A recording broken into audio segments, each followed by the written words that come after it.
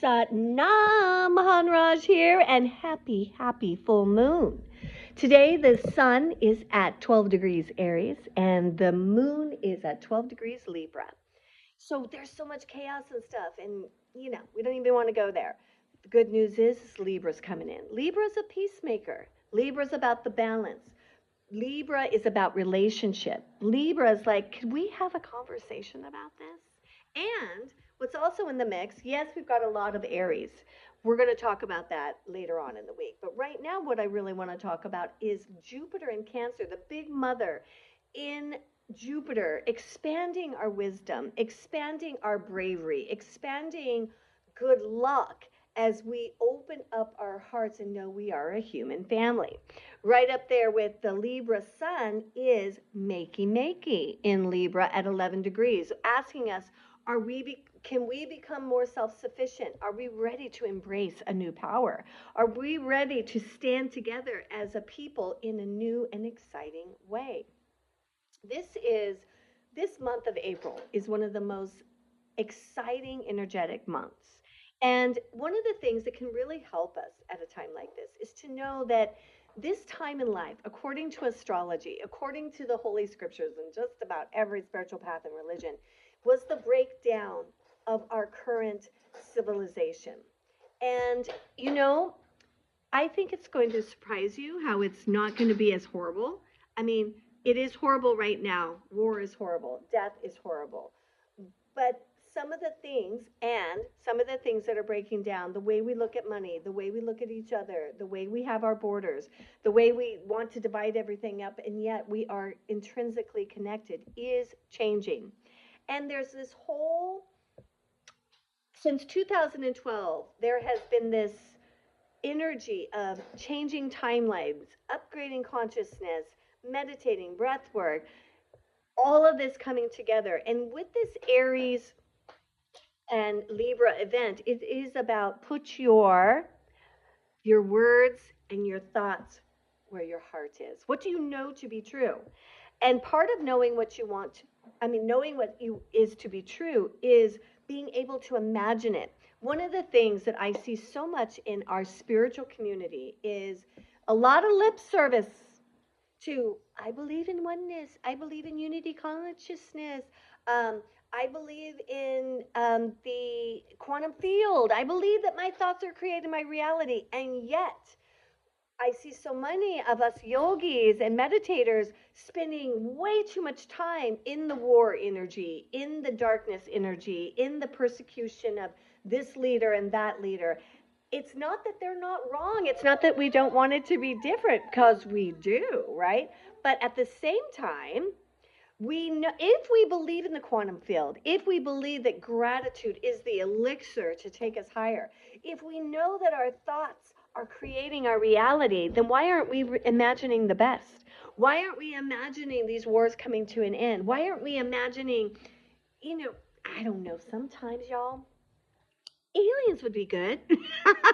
Aliens landing might be nice, but all kidding aside, a productive wave of spiritual authority coming down and right-sizing the leaders that are making a war out of our planet, right? Imagine something of a greater power, of a greater authority saying, enough is enough, we're not going to have it anymore, right? And also, I think one of the things that I keep seeing from my team, the Holy Family of Light, is a spiritual technology, a harnessing of awakening is going to be happening through the spiritual leadership, like Dr. Joe, Dispenza, things like that, but in the mainstream, helping the average human being think higher. Oh, wait, somebody wants to see you. Hi, everybody. This is Summer. Summer, I'm making an astrology video. She's like, what? Are we making an astrology video? So one of the things that we really want to know is that as these changes and these opportunities, so literally the sun is sending plasma to the people, sending different energy to the children, to us. You can feel it because it doesn't even make sense for people like me. Like I'm a sensitive. I've been afraid of war and of leadership since I was a little girl. And I'm not saying I'm not afraid, but when I keep out of it, when I meditate more, when I wake up and I start saying thank you, when I surrender to my girl, Mother Mary, what I notice is I'm accessing different types of energy that I can share with my students that are fundamentally helping us. They're fundamentally helping us. And that's part of this Libra Aries energy. That this Libra Aries is about changing the relationship with yourself and then your family, right? And then those you love. But also, it's going to spread to those that we meet on the street. This is an upgrade in our hearts right now. That through self-love, we trust our feelings and we are willing to open up. We're willing to open up our hearts. So this full moon wants us to really breathe deep and imagine that light is coming in from the front and the sides and the back and the above and the below our heart. That the goal is to be open-hearted. Can we be open-hearted, Summer? Summer thinks so. And Summer, Faith. What a great name. Faith is the name of the game. Faith, one of my greatest teachers, Tom Kelly, used to call faith an acronym, full attention in the heart.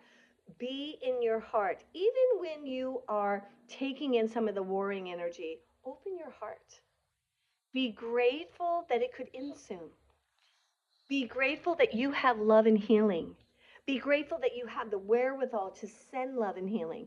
Be grateful that you have spidey senses and you can sense people in your immediate environment that you can help, that you can be of service to. This is what Libra and Aries is saying. Aries is like, I need to be an individual.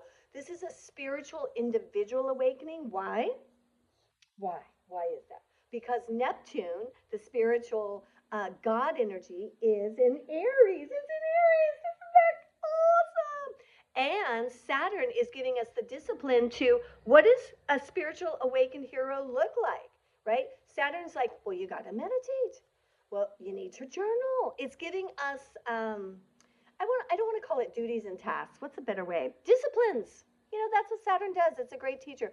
It's handing out disciplines and saying, if you do these disciplines, you're going to show up as that spiritual leader. You're going to help relationships in your family and the world. This is an amazing full moon event.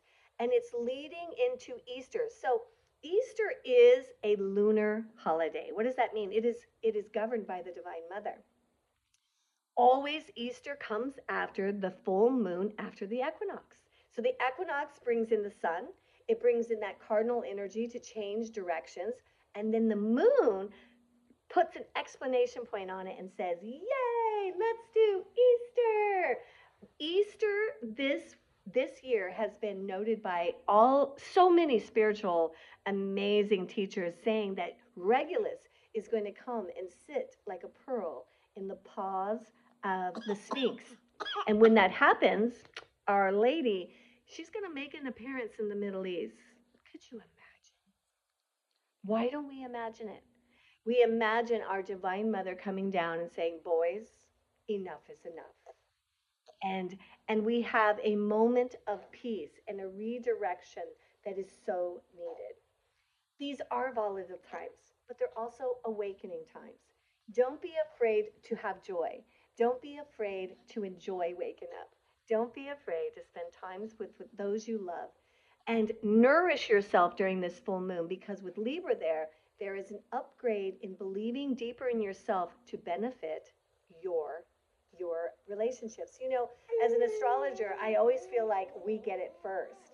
And one of the things that already happened to your Ema was I had a deep conversation with my hubby. I was kind of getting a little mad about something. I was getting a little mad at Epa. You should see the look on her face. And it was so beneficial. So the Aries energy gave me the fire to stick up for myself, right? And the Libra energy helped me create a tone that would make a bridge to a new start, to a new way of doing things. Because, our life has changed now that we are taking care of his mama. But that doesn't have to be the end. And I know you're going through things. So it's not just the collective, right? There are personal things going on that we need to address. So come see me Friday and Saturday because we're going to be working with Mother Mary and the Divine Feminine and her role in the Easter story.